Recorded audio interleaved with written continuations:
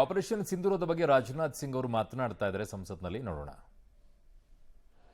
सीमा पार करना या वहां की टेरिटरी कैप्चर करना इस ऑपरेशन का उद्देश्य नहीं था. ऑपरेशन सिंदूर प्रारंभ करने का मकसद था अध्यक्ष महोदय उन टेरर नर्सरीज को खत्म कर देना जिन्हें पाकिस्तान ने बरसों से पाला पोसा था. और यह ऑपरेशन उन मासूम परिवारों को न्याय दिलाने के लिए लॉन्च किया गया था जिन्होंने पाक स्पॉन्सर्ड टेररिस्ट अटैक्स में अपने प्रियजनों को खोया था. हमारी सेनाओं ने सिर्फ उनको टारगेट किया जो इन आतंकियों को सपोर्ट करते हुए भारत पर हमला करने की कोशिश में लगातार शामिल थे. अध्यक्ष महोदय, ऑपरेशन सिंदूर का ओवरऑल पॉलिटिको मिलिट्री ऑब्जेक्टिव यह था कि आतंकवाद के रूप में प्रॉक्सी वार लड़ रहे पाकिस्तान को सजा दी जाए और इसी वजह से आर्म फोर्सेस को पूरी आजादी दी गई थी कि वे अपने टारगेट खुद चुनें और करारा जवाब दें. और इस ऑपरेशन का उद्देश्य कोई भी युद्ध छेड़ना नहीं था बल्कि फोर्स के डिमॉन्स्ट्रेटिव यूज से एडवर्सरी को झुकने के लिए मजबूर करना था. 10 मई की सुबह जब भारतीय वायुसेना ने पाकिस्तान की मल्टीपल एयरफील्ड पर करारा प्रहार किया तो पाकिस्तान ने हार मान ली. अध्यक्ष महोदय, और हॉस्टिलिटी रोकने की कोशिश की. आप रोक दीजिए महाराज. उन्होंने एक कोशिश की, हमारे डीजीएमओ से बात की, महाराज अब रोक दीजिए, बहुत हो गया. यह पेशकश इस कैबिनेट के साथ स्वीकार की गई थी. उन्हें रुकिए तो रुकिए, बता दूंगा.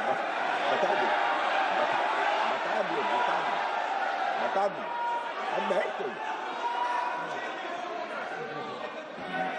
आपको मौका मिलेगा. यह क्यों रुका इसका पहले ही मैं पूरी तरह से वर्णन कर चुका हूं. अध्यक्ष महोदय, मैं नेता प्रतिपक्ष को बहुत सम्मान के साथ कहना चाहता हूं कि कृपया एक बार मेरा पूरा भाषण पूछ लें. आपको प्रश्न पूछने की पूरी आजादी है, आप पूछ सकते हैं, मैं उसका उत्तर दूंगा.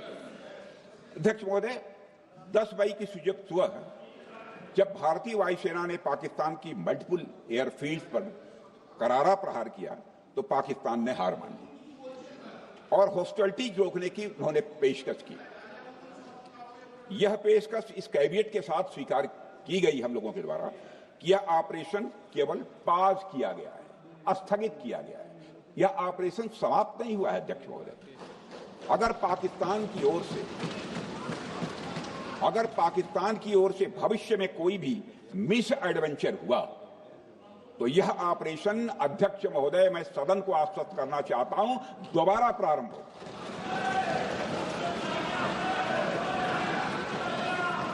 अध्यक्ष महोदय, भारतीय वायुसेना के जबरदस्त हमलों, नियंत्रण रेखा पर थल सेना की मजबूत जवाबी कार्रवाई और नौसेना के हमलों के डर ने पाकिस्तान को झुकने के लिए मजबूर कर दिया.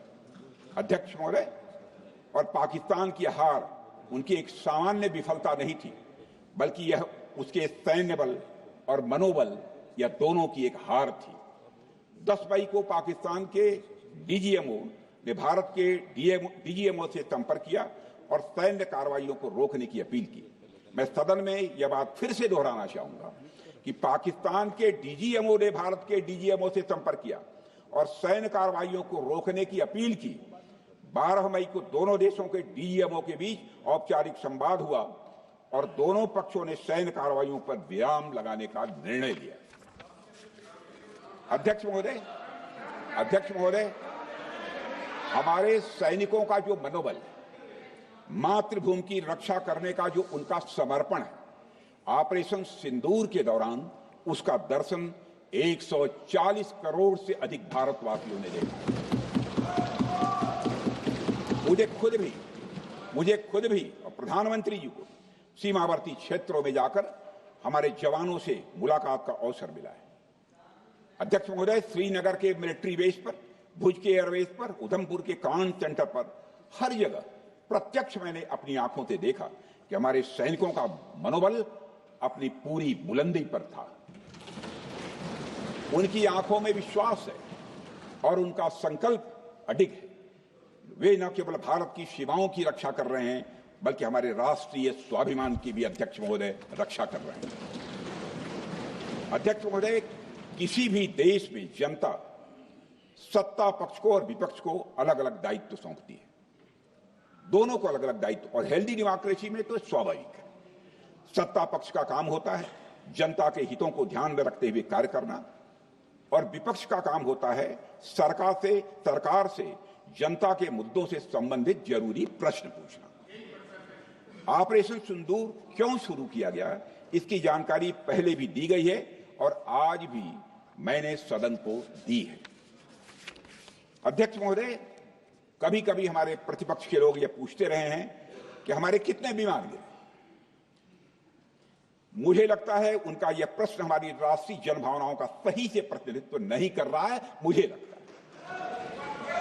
उन्होंने एक बार भी हमसे यह नहीं पूछा कि हमारी सेनाओं ने दुश्मन के कितने विमान मार गिराए।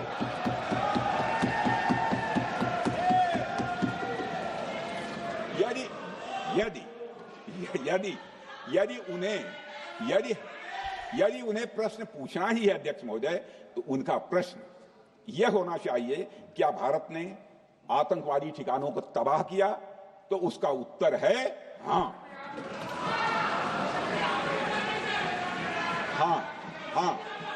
मैं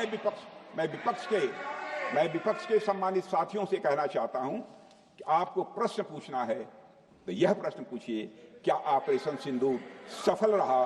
तो उसका उत्तर है हां।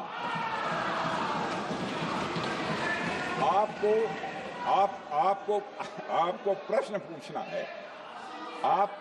पूछना है तो यह प्रश्न पूछिए कि जिन आतंकियों ने हमारी बहनों, हमारी बेटियों का सिंदूर मिटाया, क्या हमारी सेनाओं ने ऑपरेशन सिंदूर में उन आतंकियों के आकाओं को मिटाया?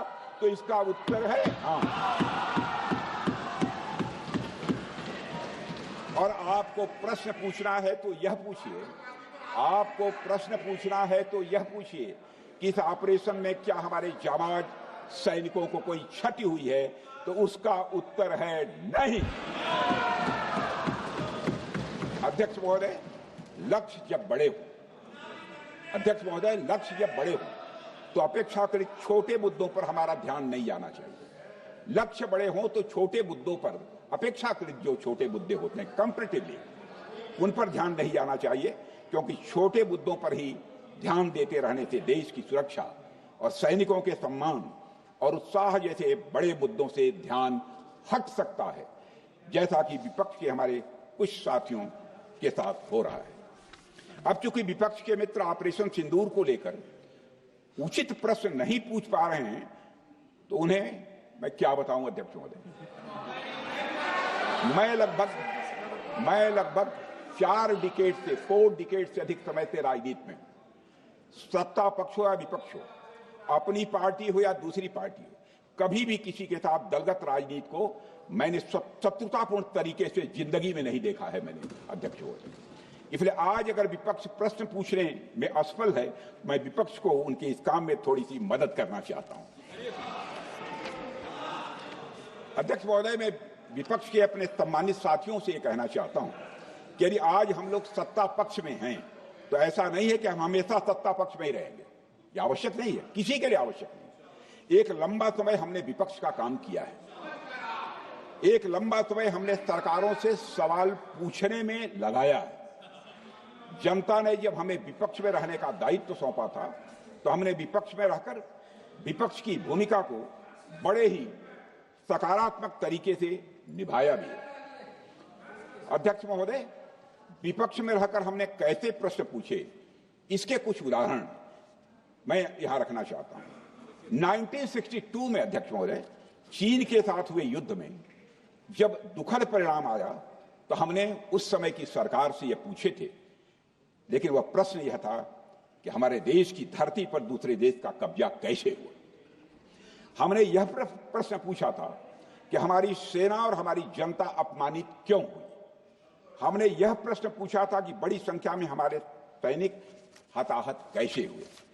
हमने यह प्रश्न नहीं पूछा कि हमारे टैंक, हमारी मशीनें, हमारी बंदूकें क्यों ध्वस्त हो गई। यह प्रश्न हम लोगों ने नहीं पूछा। मशीनों और तोपों की चिंता न करके, मशीनों और तोपों की चिंता न करके अध्यक्ष महोदय, हमने देश की टेरिटरी की चिंता की। हमने देश के सैनिकों। ರಾಜನಾಥ್ ಸಿಂಗ್ ಅವರು ಆಪರೇಷನ್ ಸಿಂಧೂರದ ಬಗ್ಗೆ ವಿವರಣೆಯನ್ನ ಕೊಡ್ತಾ ಹೇಳ್ತಾ ಇದ್ದಾರೆ, ನಾವು ವಿರೋಧ ಪಕ್ಷದಲ್ಲಿದ್ದಾಗ ಹೇಗೆ ಪ್ರಶ್ನೆಯನ್ನ ಕೇಳ್ತಾ ಇದ್ವಿ, ಇವ್ರು ಹೆಂಗ್ ಪ್ರಶ್ನೆಯನ್ನ ಕೇಳ್ತಾ ಇದ್ದಾರೆ, ಹಿಂಗ್ ಕೇಳಬೇಕಾಗಿತ್ತು, ಹಿಂಗ್ ಕೇಳಿದ್ರು ಅಂತ ವಿವರಣೆಯನ್ನ ಕೊಡ್ತಾ ಹೋಗ್ತಾ ಇದ್ದಾರೆ.